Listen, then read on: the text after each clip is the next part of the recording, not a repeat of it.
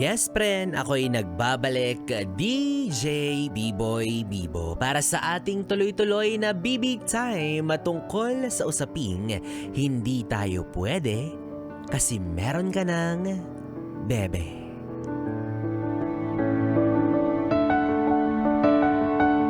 Yes, friend, ano ang gagawin mo kapag nalaman mo isang araw na ang taong iyong ginugusto ay pagmamay-ari na pala ng ibang tao?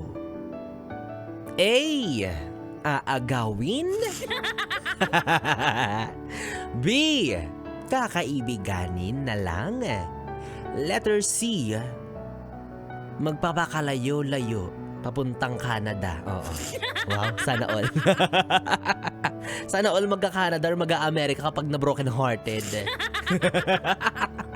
Alam nyo mga yes friend, itong usapin natin ngayong gabi ay talaga namang talamak, common at marami tayong makikita na ganitong klase ng kaso sa mga paligid natin, di ba? Sa mga kaibigan natin or tayo mismo sa ating mga sarili, malamang sa malamang ay naranasan na natin yung ganitong klase ng pagmamahal. Yung pagmamahal o hindi naman kaya ay pagkakaroon ng interes sa isang tao na may jowa na. Oh, kupad mo kasi, ang bagal mo kasi. Sabi ko naman sa'yo, the moment na magustuhan mo siya, lalo na kapag single pa lang, wag kang gumapang. Takbuhin mo na siya papunta sa puso niya, ganon. Tumbukin mo agad ang kanyang matambok na ano. Napitaka. Oo talaga. Diba? Alam ko, marami sa atin ay alam yung pakiramdam, diba, na meron kang crush. Meron kang potensyal target. Tas nung nalaman mo na taken na siya, ay, talaga namang nakakadismaya. Diba? Na iniisip mo na, what if ako na lang yun nandun? What if ako yung nasa posisyon nung kanyang kasalukuyang karelasyon? Malamang sa malamang, mas maaalagaan ko ng mabuti yan. Malamang sa mas malamang, mas mamahalin ko yan. Yun yung mga what ifs mo, no? Yun yung mga comparison mo na paano kaya kung ikaw yung nandun sa tabi niya? Paano kaya kung ikaw yung pinili niya? Di ka sure.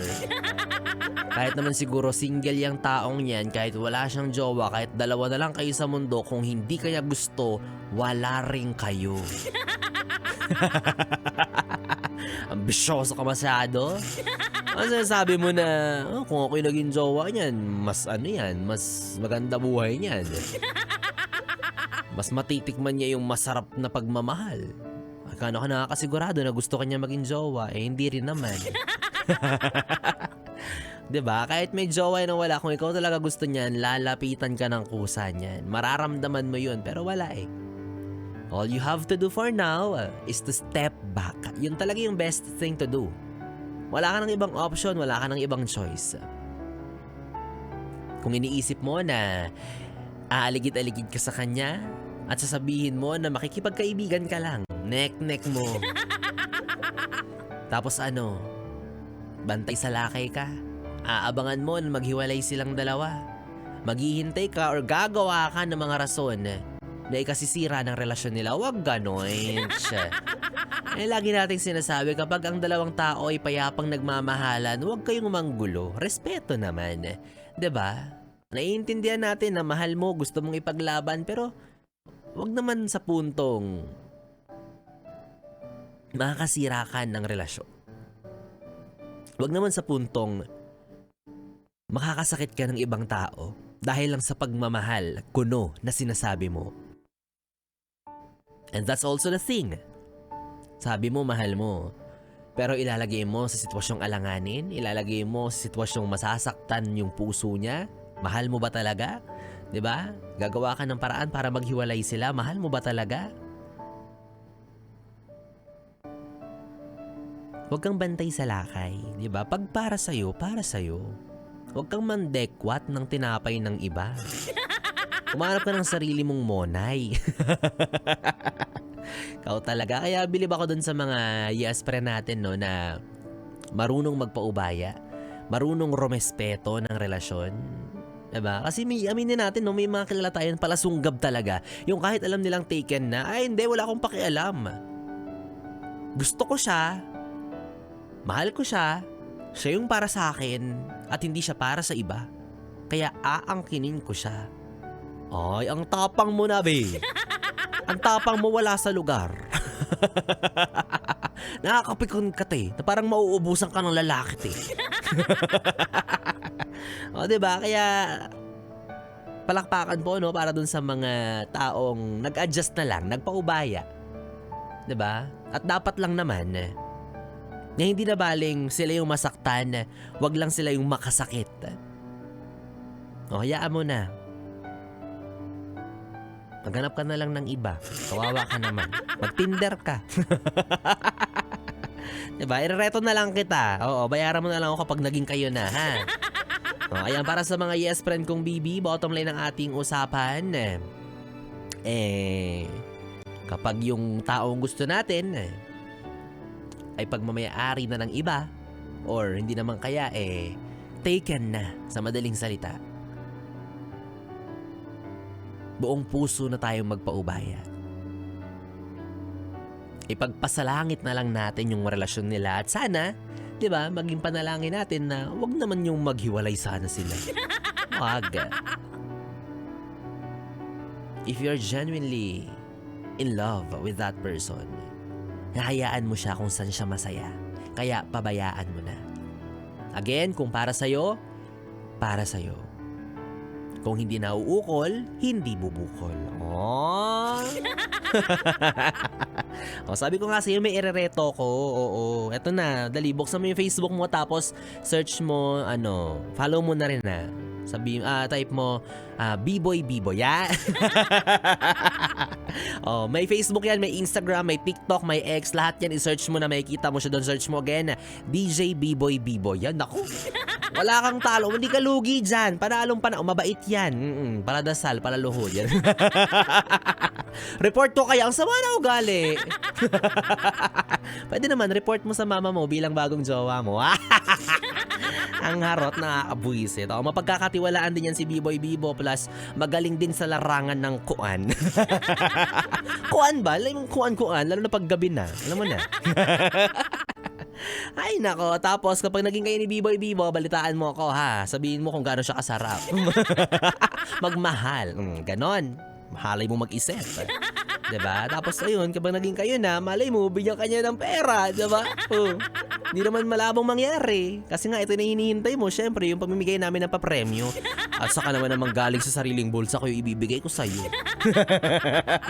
Yes, friend. Ito na ang anunsyo kung sino nga ba ang mga mapapalad, masisuwerteng nanalo ngayong araw. Para sa hinihintay mong ACS! Pera lang yan! ACS! Pera lang yan! ACS! Alam mo ikaw kung nahihirapan kang maghanap ng iyong forever, ng iyong the one and only, ng tao makakasama mo habang buhay. Pera lang yan. Bayaran mo na lang. Ewan ko na lang kung di magstay sa iyo habang buhay. Yes, friend, ito na ang mahalagang anunsyo, ang recap. Balikan po natin kung sino nga ba ang mga yes friend nating mapalad na nananalo ngayong araw. Para sa ating pera lang yan, hatid sa inyo ng Yes FM at syempre ng ACS Manufacturing Corporation. Ito po ay mula sa programa ni Rico Pañero, Sexy Megan, Maria Morena hanggang kay Laika Barista. Kaya naman eto na ang mga pangalan. Congratulations sa mga pagmumukha ninyo.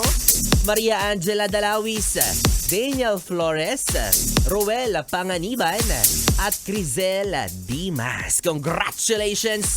Natagpuan nyo na ang forever. Dahil, di ba, sa 500 nandun yung mag-asawang forever din. Yes! Yes, friend, ikaw kung gusto mo ring manalo at magkamit ng 500 piso, ituloy-tuloy mo lang ang pakikinig sa 101.1 Yes FM araw-araw. Yes po, tama ang narinig nyo. Araw-araw kaming namimigay ng 4 na tig 500 piso, sumatotal 2,000 piso po ang ipinamimigay namin dito. Muli hatid sa inyo yan ng Yes FM Para sa ating pera-pera lang yan, kasama ang ACS Manufacturing Corporation. Kaya naman yes friend, ituloy-tuloy mo lang ang pakikinig para ikaw na ang susunod na mananalo para sa ating ACS. ACS. ACS. ACS. Naka-LSS. Pera lang yan. ACS. Yes, friend. At 3 oras na banding-bandingan, kwentuhan at tawanan ang ating pinagsamahan ngayong Webes ng gabi. Nakapiling niyo po ang bibi niya sa radyo, ang DJ na mabilis bumayo, ang dila sa mikropono. Ako po si DJ B-Boy. B-Boy, Bibo. Magkasama't magkarinigan tayong muli bukas sa parehong oras. Dito lang sa istasyong No Problem. Ang 101.1 Yes FM. Sabay-sabay. Solid. Good night, Bibi. Oras natin, 11:41.